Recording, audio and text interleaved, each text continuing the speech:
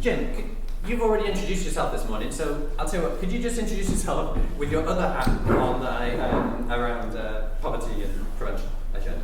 That's right. So you might be alluding to the Edinburgh Poverty Commission, John, which was a 2-year independent inquiry in the city. It reported almost exactly 3 years ago, and there was still some hope around that process. It led to End Poverty Edinburgh, a citizen-led group of people with first-hand experience of poverty, modelled on a successful process in Edmonton in Alberta in Canada.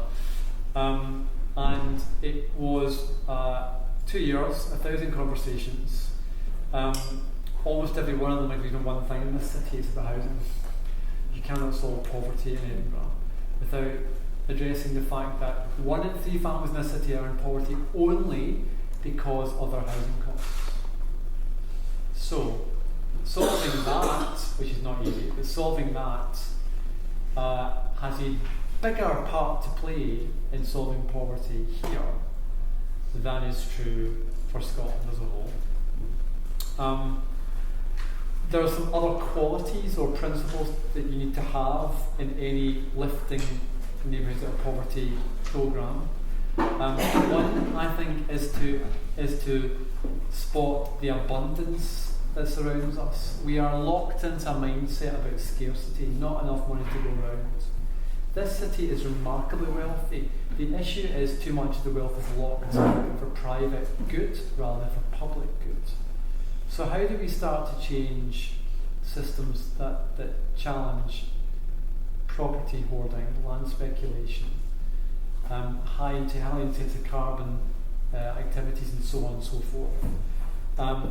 Stop taxing good things like our labour and our unpaid care and whatnot, and shift the burden onto those kind of things instead. And I've lost count of the number of conversations I've had with civil servants the last few months who keep saying there's no money.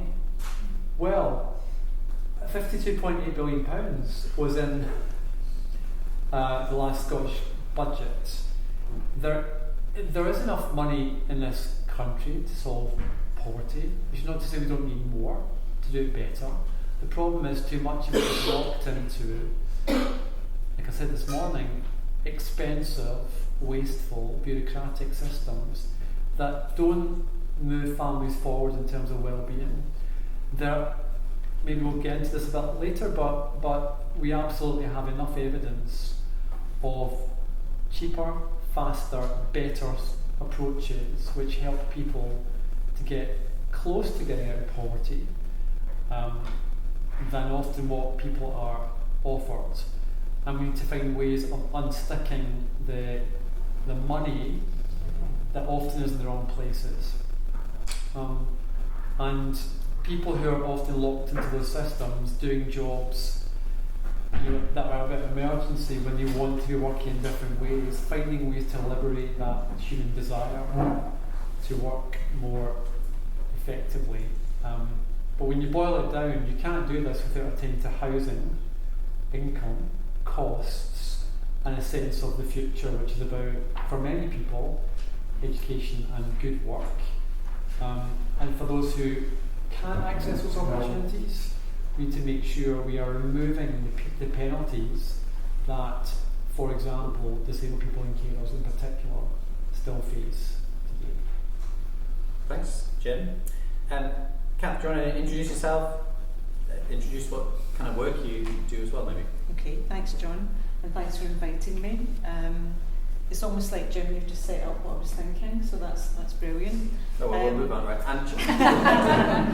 My background is varied. I started out in the health service in biomedical science and moved into public health, third sector, and community development. And some of the issues that came up at our table, really, I had my head in my hands, because we've been talking about this, in my experience, for over 20 years. And it's not that we don't know what to do or how to do it, but it's how do we make that, how I would describe it as moving from project to pattern in Scotland. We're very good at funding short-term projects. Even 10-year projects still seem to come to that point where we haven't looked at how does this become sustainable, how does this become the way we do things. So a lot of my recent work has been around, I'm particularly interested in systems transition. Systems change, yes, but where things are changing all the time, as you pointed out this morning, John. So it's that, how do we move to the way that we do things just now to a new pattern? And I've worked a lot with the International Futures Forum, and we often talk about a 3 horizons approach, where the first horizon is business as usual. And like every system, systems begin to fail and struggle. And what's the third horizon vision? What would that look like? What would it feel like? I've heard lots of examples of third horizon in the present here today. And then the second horizon is that zone of innovation and transition that takes us towards it. And often what we're doing is we are using innovation to shore up failing systems, and I think we're doing that at scale. Not intentionally, we're working hard, but that's where the overwhelm comes from. And how do we actually take that innovation approach and look towards a third horizon? And we see third horizon in the present, but we can also have a more aspirational view on it. So I absolutely agree with you, Jim, about the scarcity mindset and the abundance mindset. You know, how do we shift towards seeing not just about the funds, but about the resources that we have in communities and individuals, because systems are about people. It's humans in human systems, whether you've got a staff title, whether you're a volunteer, whether you're a person living in a community. So that's where I'm interested. I also have another hat where I'm on the advisory board for safer gambling, and we were talking about that in one of our groups this morning. That's a huge issue in communities that's only beginning to come to the fore. So rather than seeing the problems, people talking about the assets, that's what I'm interested in as well. And that transformative innovation approach can help us shift our mindset from a fixed mindset to that more positive perspective. Final thing at our table, are we at that bit yet? No, I'll ask you about tables. So that's a semicolon, not a full stop. Right, we'll just let Ancha introduce yourself. Do you want to say something about, obviously you said something about yourself this morning and the work you're doing in the present. I wonder if you want to say a little bit more about kind of the journey you've come on. So everyone knows? Yeah, I won't say a huge amount. I've worked obviously in the voluntary sector for about 20 years now. Started off in the substance misuse field, worked in statutory services, youth offending services, and other kind of charitable organisations as well. I think looking back on kind of my career to date, probably didn't think I was working in silos. But actually coming in and doing this work now, we realise that yes, we were working quite siloed, working with KPIs. We talked a lot about that. I know we'll come onto it on our table here, and the restraints that brings each individual service. And I think coming into lifting neighbourhoods, it's I just think it allows practitioners to be very, very open and really kind of explore a different way of working. And I feel very passionate about that. And when it works well, we've seen examples in Walker of it working really well, and reducing those silos and services coming together more holistically, you just see how people thrive. But it's a challenge, so it'd be interesting to discuss that now. Yeah, thanks, Ancha. What an unbelievably modest way of summing up 20 years of actual work that's resulted in you being thrown in at the deep end not very long ago in this Lifting Neighbourhoods Together thing, and actually clearly like owning and articulating that. There's something where we used to describe this as in Walker, they're trying to replicate what we're doing.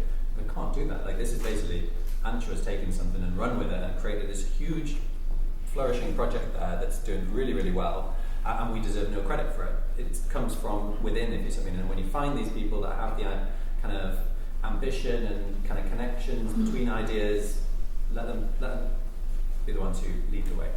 Right, so I've got a question to ask about the table discussions, and then I'm open to anyone else's questions. So my question for the three of you is, was there anything in these table discussions which kind of caught your eye about in which directions change might be needed at a national level that we maybe haven't picked up on there, or you wanted to discuss?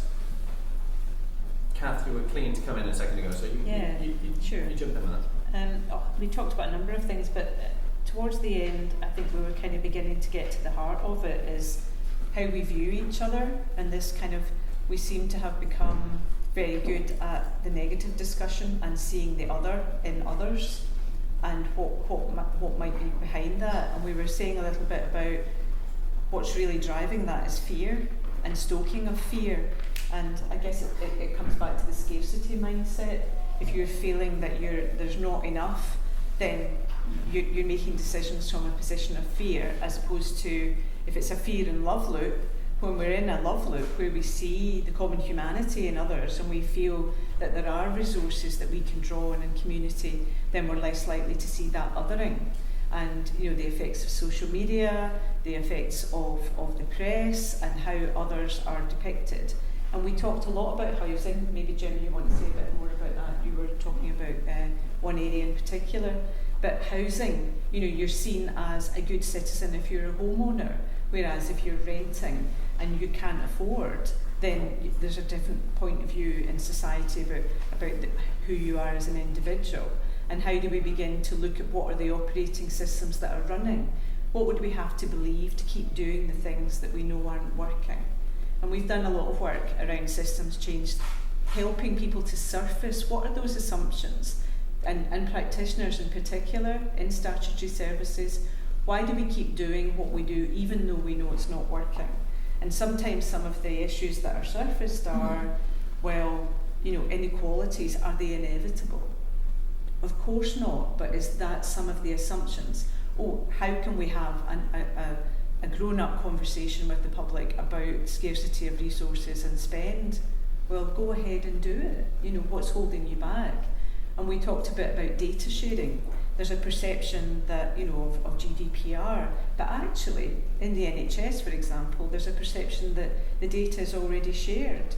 So how do we actually create a system where people can opt out if they wish, but there's a national conversation about data sharing? Because we've been talking about this for over 20 years and longer around that. And at the end of the day, it affects spend, it affects allocation, and it affects the fabric of people's lives. So something about what are we assuming? What water are we swimming in as fish? Because often we don't even know. Jim, do you want to build on that? Just on the data point, I heard someone say this at an event, and it really struck home that probably Tesco and Amazon know more about you than the NHS ever will. And I don't remember all the consents being proactively given. Must have missed those tick boxes.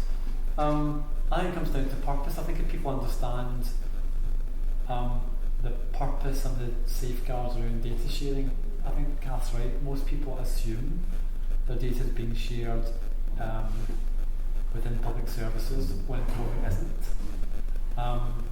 So there are certainly things we could do to put people in the driving seat and have easier citizen consent. If they can have my kidneys on opt out when I die, they can. They can have a date of birth and other stuff about me. But we have to have a conversation about this, and people have to understand why. So that there's trust and consent. On the housing point, and just sticking with the city for a second, I can't see a credible plan that gets us there just through getting 30%, 40% of new house building as social housing, because the city is so far behind, decades behind, in having enough affordable housing. I think we probably have to do what my old pals at JRF have been talking about and look really seriously at how you incentivise tenure switching, how you get more housing out of the private rental sector, improve it, regulate it, and bring it into for social rent. And there are ways to do this. Other European cities have done a better job than we have, and it's not because. Well, I think it's about a vision of having truly mixed income, low carbon neighbourhoods. In the Poverty Commission, we talked about what's within pram pushing distance, and that's deliberately gendered language. It's deliberately about people who they may have cars, but they don't have the time to get from A to B. So really thinking about high quality design in the places we live in, so that they feel like places we choose to live in. We're talking about our table. So often people do not have no choice about where they live and the circumstances, and when their life's improved, guess what? They move. Who can blame them? So giving people a genuine choice well, their postcode is not fate, and they can choose to stay because there's a choice of housing.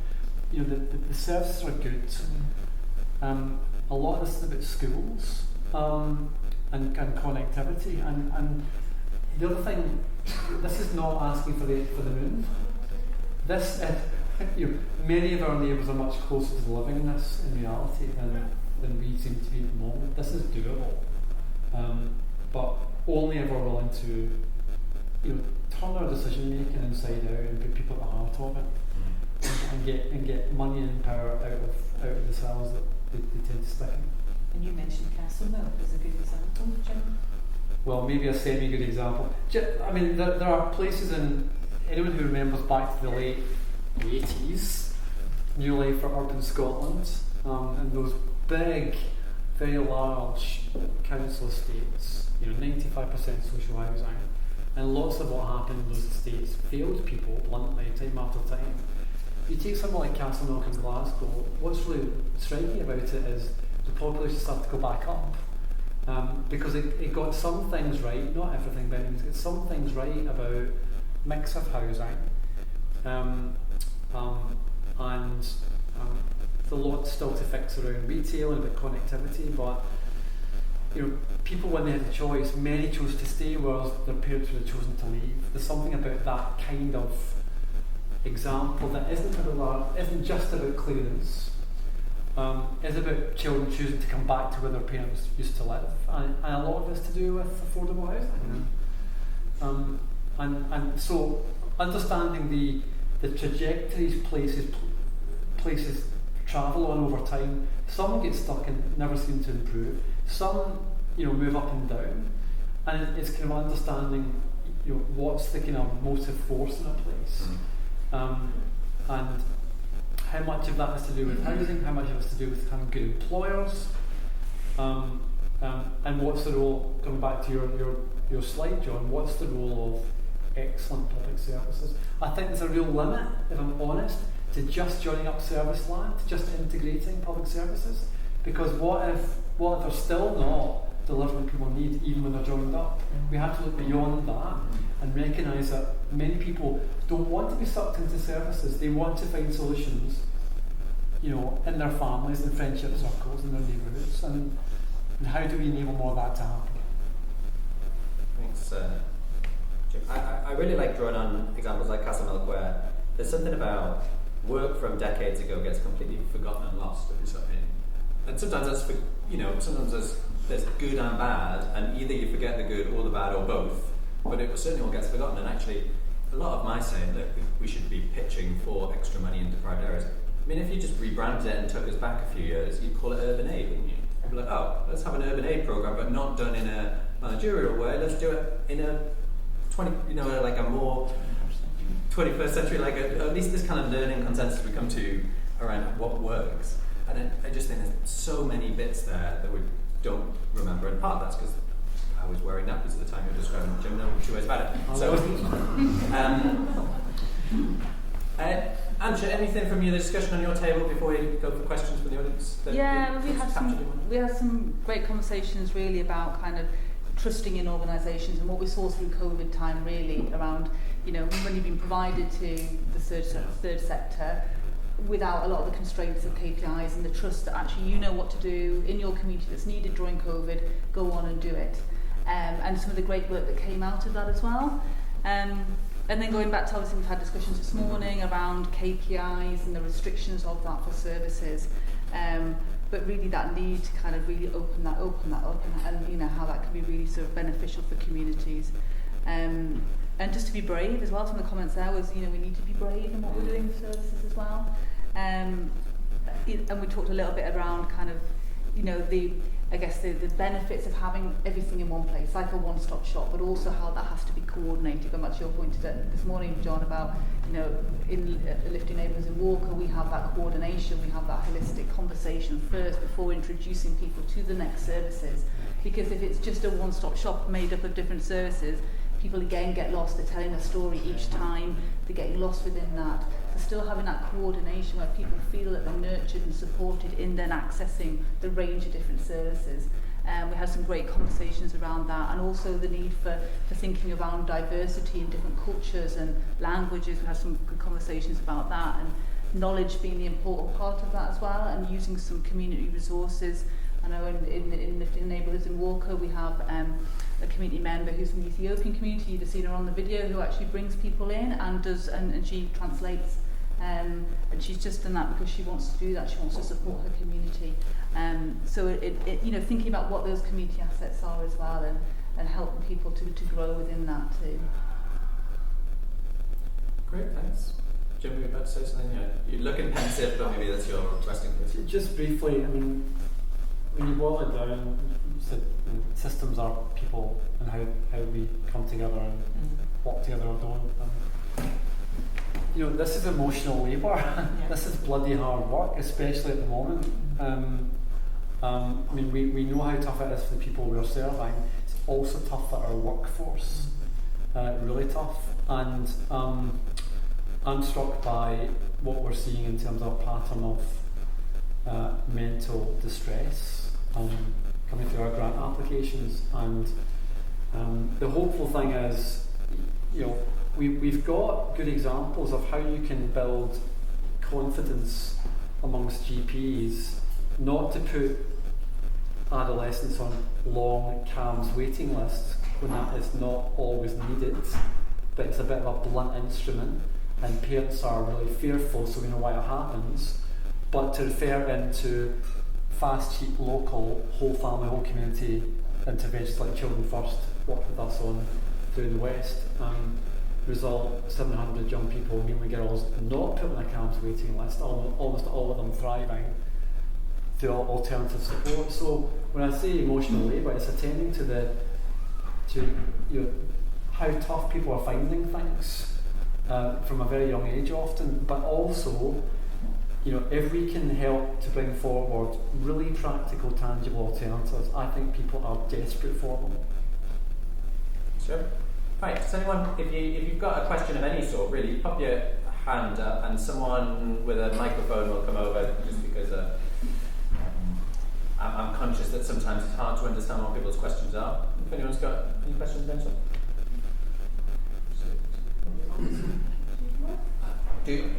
Just shout, introduce yourself though, tell us who you are. My name's Richard and I work for Cyrenians, and I was wondering, I don't know what it's like in Newcastle, but up here we're seeing so many people in temporary accommodation. I know you talked about maybe up the river on that on the bridge, build lots of houses, that's great. But at the moment we're seeing there's thousands of families in temporary accommodation, and so our clients coming in wanting to get work, and they can't, because they can't afford the rent as soon as they get a job, because the housing benefit won't pay for the temporary accommodation for their, I don't know, one bedroom B&B that's £900 a month or something. Is that the same in Newcastle? Do you have people who are trapped on temporary accommodation because they can't get a job to get out? We probably see less of that in the East End of where we work in Walker, but I think what we do see a lot of is people living in housing which is substandard. Damp's a real issue, repairs haven't been done for a number of years, people with long-term health conditions that Claire supports and Rachel also support, that are living in accommodation where they're having to get up the stairs. Because of the lack of accommodation within the area, I think most weeks when Rachel's been looking, there's been about 3 properties in the west of the city, not the east of the city, and people are saying we don't want to, we have some connections now, we're getting the support we want, we're not going to have that if we have to move over to the west of the city. So we're stuck in that situation where their accommodation isn't suitable for them by any means. And it's a real issue. It's a real. I don't know whether you want to say anything about that, Rachel, having supporting people around housing as well. There's no support and accommodation per se in Walker, but there is what we call the Walker Packets, which is a changemakers charity, and that's, I believe, it's ex-offenders only, and that's run by council support staff. But we have a lot of refugees waiting to come into the area, or put in properties in the area on very low incomes, and I think something like possibly about £28 a week per person, with no recourse over public funds, who are living in absolute poverty, I can think, you know, and who a couple of them have been refused, you know, the household support kind of things for. And that's quite hidden with people and quite hard to, you know, obviously there is some racism and intolerance, isn't there, in the area. Walker's actually pretty good on that thing. It does tend to be people just shoved there, and our shoved, and we've got like a lot of multi-story blocks which are absolutely unfit for purpose. None of the lifts working out. Other people who are stuck on the 60th floor 8 days at a time. There's all the people living there for a lot of ex-offenders, drug users, scheduled 1 offenders, sex offenders, all in one block. Again, some charities rent out flats in there, and the people with very high mental health needs are put in there, with there being suicides, and that's quite a hidden population. And there's a lot of multi-story blocks in Walker, so I guess. I saw something the other day from Susan Halliday, who's going to speak at the Newcastle version of this event in a few weeks' time, and she was saying the Home Office changed the regulation that says instead of 28 days after your asylum seeking claim is after you become a refugee, basically, you previously had 28 days, which was not nearly enough time to get you into the right housing, but they just changed it to 7 days. So we're expecting people within 7 days of becoming a refugee rather than an asylum seeker to have the right housing in the right place for their whole family and the support they need in a neighbourhood where they've connections and that reasonably will go into a job that builds on some skills that they've been parked for 5 years during their asylum. But I know it's not exactly what you're saying, but it's in that same bit of when you're working just urgently, you make bad decisions in those moments, and it comes back to haunt you for years. So, sorry, do you want to reflect on this question? I know it's specific to my Newcastle, but like in terms of this issue of temporary housing and the burden it places on both people and the community. They get trapped in it. Yeah. And for me, it's if we're talking about, you know, what is a whole system approach. If we think about the challenges that we're facing as humanity, and you know, planetary health and the global crisis and climate crisis that we're facing. I was saying at my table there's an organisation called Dark Matters Lab who look at societal issues, and I read a piece recently.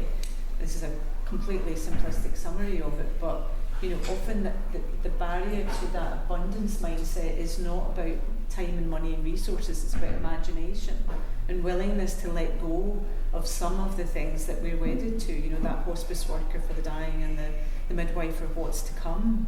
We can't be doing it all. And what they were proposing is imagine housing as a human right, that every human being is entitled to a home, and we let go of the economic model of home ownership. And at the time that you're in a home, you are the steward for that home. And you know, it's a completely reimagining of housing, hugely challenging to many parts of the population. I can't imagine a politician who would be able to stand on that platform.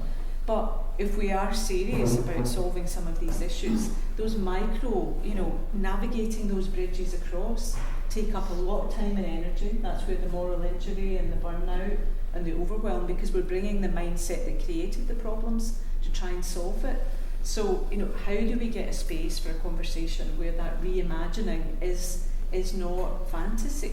It is reality and grounded in people's experience. And Ian, I don't know if Ian, you're still here. I was struck by what you were saying about we need the crisis management and the transformational change response, and it's the and word.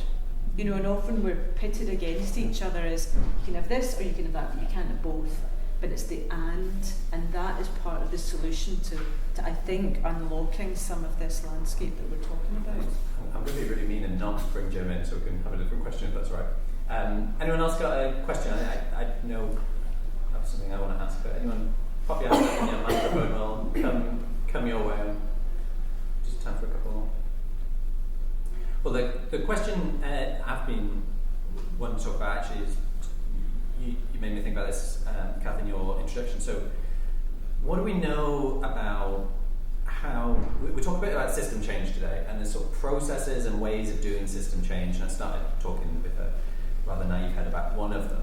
But like, what do we know about ways in which system change can be achieved? Are there good examples of that? Are there processes that we can fall back on?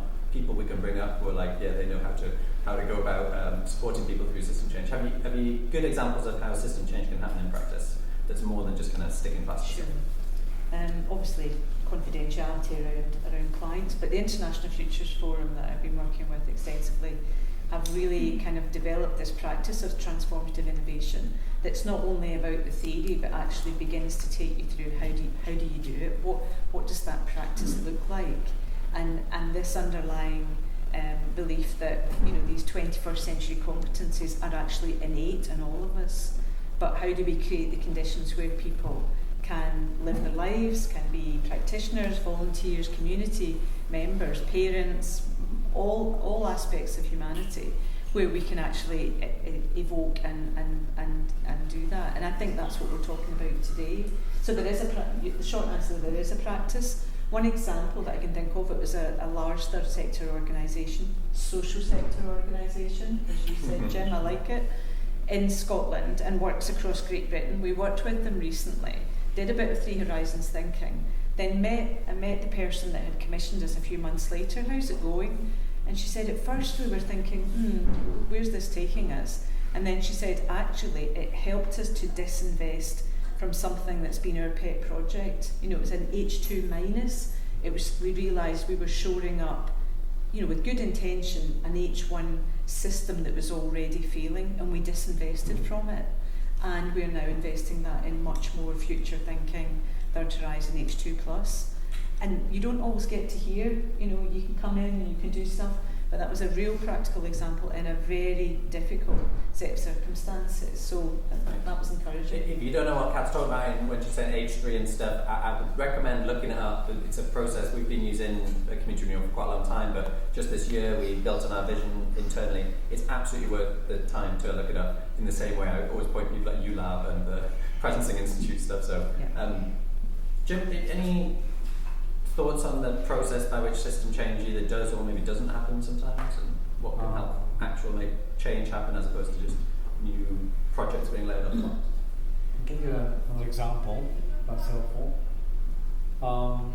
So in a small, quite remote town in Scotland, they'd spotted a pattern of very isolated, quite depressed young mums, not helped by the last 3 years, and some of whom had already had children taken from them by state agencies on protection grounds, and driven actually by the inability to offer a proper commissioned service. So sometimes, we get to the end of the road, we have to do something differently whether we want to or not. Small social enterprise run by 3 women who had been in the same shoes previously, putting in place just a really, really human peer support model, with virtually 100% success at keeping the next generation of protection register. So that's a kind of breaking the cycle example done in a really local, human, light touch way that's a bit building capability, or actually surfacing innate capability that has been buried for experience reasons. And that's a really small example. It's very aligned to the promise. There are probably lots and lots of examples like that, and it's where, in this case, statutory agencies they had no choice, to be honest, but they were also willing to invest enough trust in trying something a bit different, realising it got substantially better outcomes for a fraction of the price of how it would have been done otherwise. I'm going to ask Ancha, I'll put it to you in a second. Just have a question ready, someone just be thinking of what your question is. Well, Ancha, don't mean to put the whole weight of that question on you, but in the first session I was sort of saying there's a real difficulty around system change, if you see what I mean. Do you find day to day, because the work you're doing I often would describe as really system change, if you see what I mean, whether or not you do. There's a real difficulty around finding the time for it. Is that your experience? How do you find that trying to bring system change into your day-to-day just delivering of what could have been a normal project? I think we're in quite a unique position where we're not precious, is what I would say. So I think a lot of different services are almost kind of fighting for bits of funding and can become a bit precious and, well, we're going to do this and we're not going to link in with you because you might do something similar. I think with Lifting Neighbourhoods, we're able to kind of remove that layer and be very open to all the kind of different services, all the different charities that are working in our area. We'll share things on our Facebook, and I think because we've got that open willingness, then they want to come to us as well, and we can really kind of connect and share together. And I think that because we're door knocking as well, we've got some of the insights, the learning from the community that we can then share with other organisations. And I think I used an example this morning of where we kind of linked in with the EPIC project around community safety, because we found those insights from that street, and then they were able to put on an event for the community around kind of, personal safety. So it was very much targeted about what was going on in the community, and that organisation had that expertise that we didn't have to put something on for the community. We've also found, because of the connections we've had with some of the more vulnerable people in the community, where referrals have needed to be made to adult social care, because we've been a trusted kind of organisation, adult social care have come to us along with the person and used our venue, whereas before they might have struggled to connect with those individuals.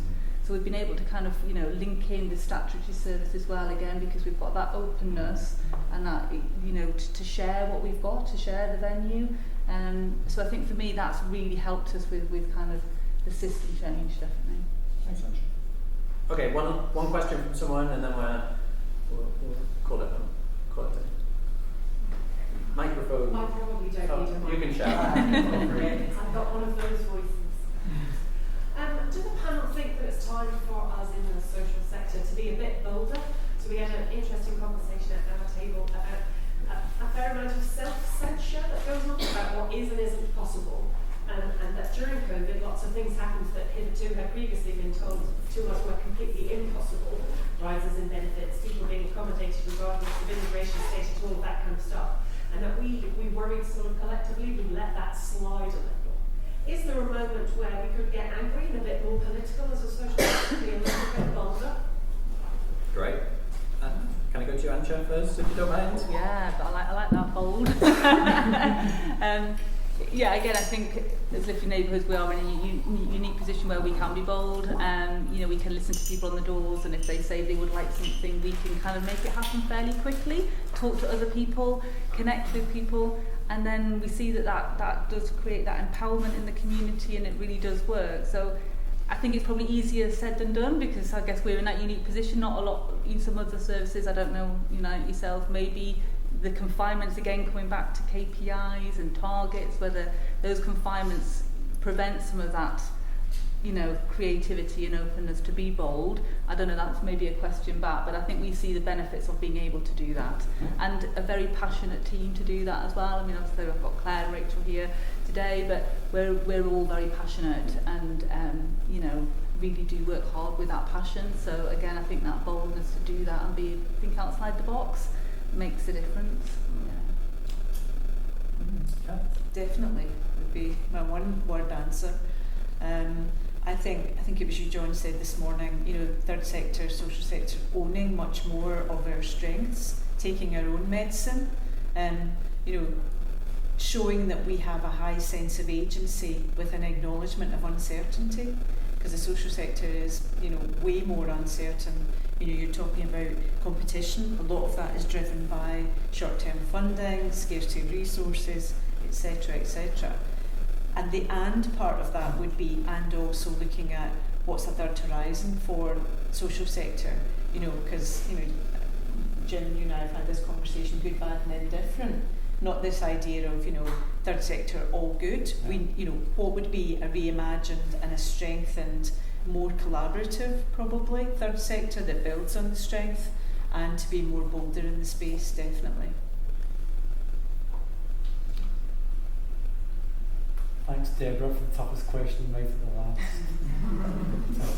last. So first of all, can I just acknowledge a book by a guy called Derek Bardwell called Giving Back, from where the kind of idea of the social centre comes from. It's a really great book on climate and reparatory justice through how we fund. Anyway, so that's a really great book. I think so. I think some of this is happening. So I alluded this morning to what's happening in the recovery community and disabled people.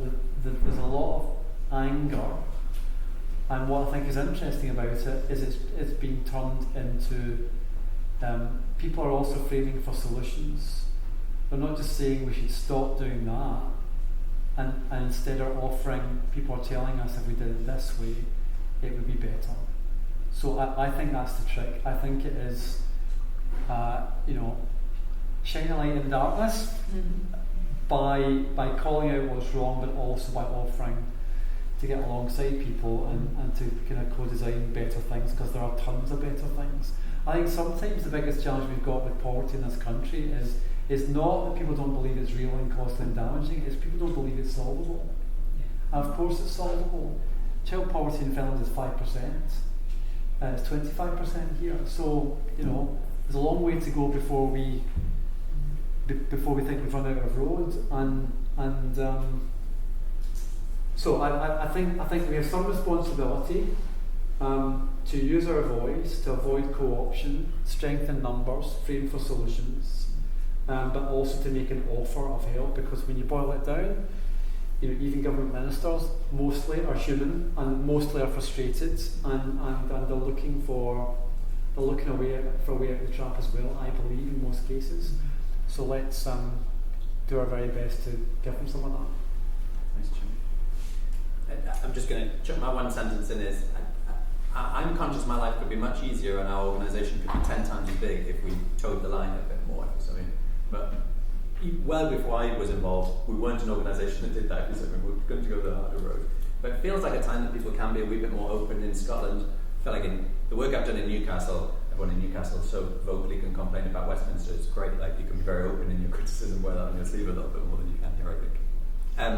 I've got one sentence question. Sorry, I'm looking for a one sentence answer on this question to close it, if that's all right. So, how hopeful do you feel at the moment about the prospect of there being solutions to persistent poverty in neighbourhoods in Scotland?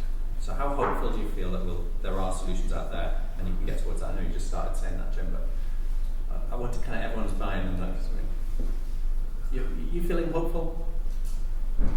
I'm a 9 out of 10 hopeful. And do you know it's why? Very hopeful. I'll tell you why, because Deborah nailed it. The grim experiment we've called COVID we've just lived through, and it's not over yet, means we have no excuses, because we've demonstrated what's possible. Even in that time, there were silver linings. So we have no excuse for going back to where we were before. What seemed impossible isn't. So that's a very powerful resource, even though we've lost ground in some areas. That's not one sentence. So that's right, you can see my gestures like it was. Too many said 9 out of 10. Yeah. Yes, I'm hopeful. That's why I'm here, that's why I'm still involved in this work. I think that we need to be better at describing what that hope looks like, feels like, and be like to attract the resources. I think that's where we need to be better. Ancha? Yeah, I'm hopeful in terms of the empowerment of the community, and I think the next step for us is really to ensure that the people living in Walker have a stronger voice and can voice actually that sometimes it's not okay, and that's, I think, our next step to improve the empowerment in the area. Right, thank you so much to everyone on the panel there, and